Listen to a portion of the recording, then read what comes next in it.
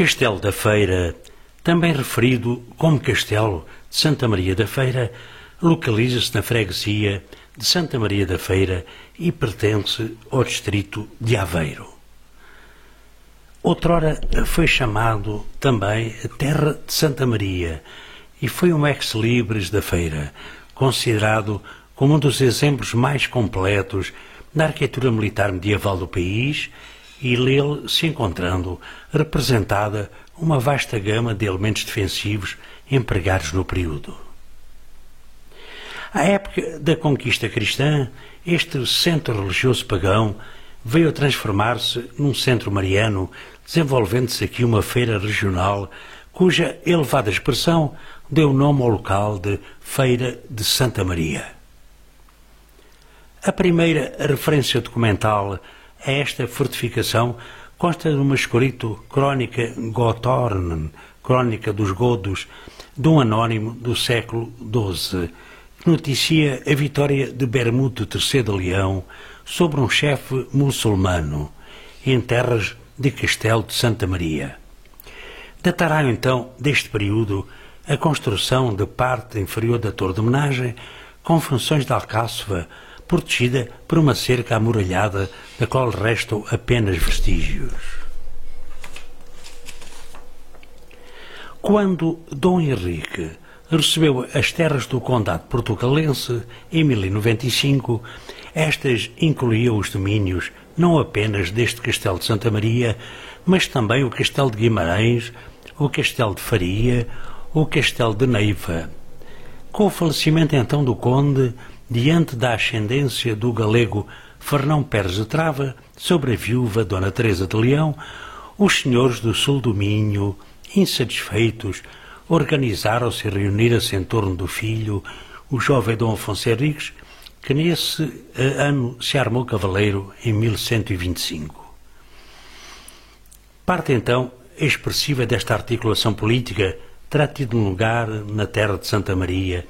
Este extenso domínio, as linhas do curso do Rio do Douro até ao sul do Ovar, e de Oliveira das Meias e da Orla Marítima até ao curso do Rio Arda, cujo senhor era Hermínio Muniz, irmão de Egas Muniz, culminando então na Batalha de São Mamede em 1128, razão pela qual se afirma ser este monumento um dos verdadeiros berços da independência de Portugal. Era então alcaide do castelo na época, redigido em 1188, este foi um principal dos 5 castelos eleitos pelo soberano para um eventual refúgio da rainha, conde viúva e das infantes. Sob o reinado de Dom Afonso III, encontra-se então referido nas inscrições de 1258. Mais tarde, Dom Dinis teria de incluí-lo entre os 12 castelos assegurados como arras da sua consorte, a Rainha Santa Isabel, em 1300, e mais tarde, ainda neste período, foi tomado pelas forças do infante Dom Afonso em luta contra o soberano seu pai, quando celebrava a paz entre ambos por iniciativa da Rainha Santa. O domínio então deste castelo, entre outros, foi otorgado a Dom Afonso, mediante o compromisso da homenagem prestada por este ao pai. Dom Fernando I de Portugal fez então doação destas terras em 1172, que instituiu como alcaide do castelo Dom Martim Correia.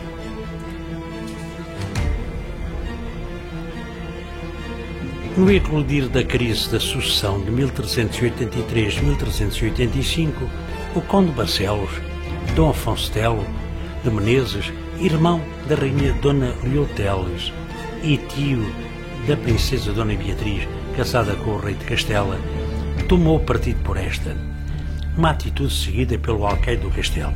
Em 1385, o castelo e os domínios foram conquistados pelo alcaide do castelo de Penedondo, Dom Gonçalo Vasques Coutinho, com o auxílio de recursos de agentes do Porto, para ser então entregue a Dom João I de Portugal. Por sua vez, o entregou a Dom Álvaro Pereira, primo do condestável Dom Nuno Alves Pereira. Afonso V de Portugal, o nosso rei, fez também mercê deste castelo a Fernão Pereira, terceiro senhor da Feira, com a obrigação de fazer os reparos que se impunham. Em 1448, Fernão de Pereira foi então sucedido na mercê por seu filho Rui Vasco Pereira, primeiro conde da Feira, E data então deste período a atual conformação do monumento e a sua adaptação às funções de residência senhoril, tendo nele sido hospedado Manuel I de Portugal, conde da sua peregrinação a Santiago de Compostela. Mais tarde, no século XVII, construiu-se dentro dos muros do palácio um palacete dos Condes da Feira, que mais tarde, no século XX, já em 1919, seria demolido. No século XIX iniciou-se então uma tímida recuperação deste monumento, com o fim da Guerra Civil Portuguesa, de 1828-1834, o imóvel e outras terras anexas foram então adquiridas à esta pública pelo general Francisco Xavier da Silva Pereira, e neste período destaca-se ainda a visita dos membros da família real portuguesa que nos seus trabalhos dirigiram-se também e acompanharam o desentulhamento do Poço do Castelo.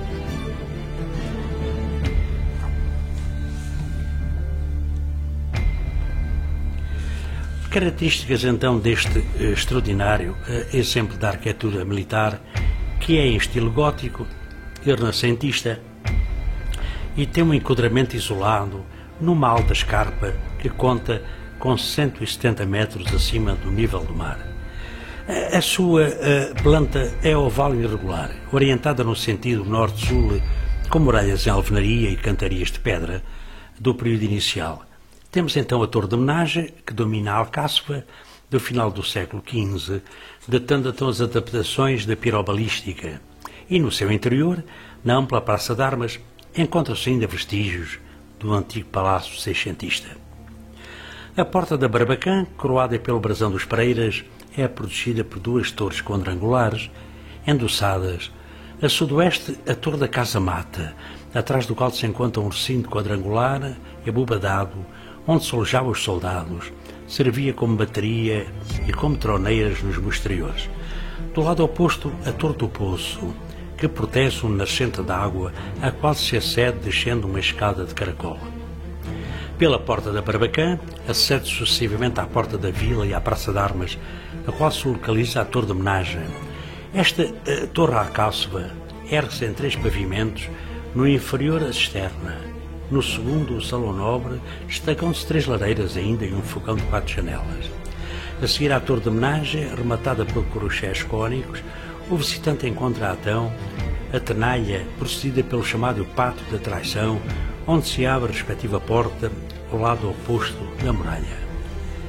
Tudo isto é endossado a uma cerca exterior, onde se ergue ainda em votos votivos e em dedicações uma planta hexagonal na evocação de Nossa Senhora da Encarnação e da Casa da Capelaria em estilo barroco. É uma visita que vale a pena a um dos castelos mais emblemáticos do nosso país e que mais cunho tem na nossa alvorada da história e na nacionalidade.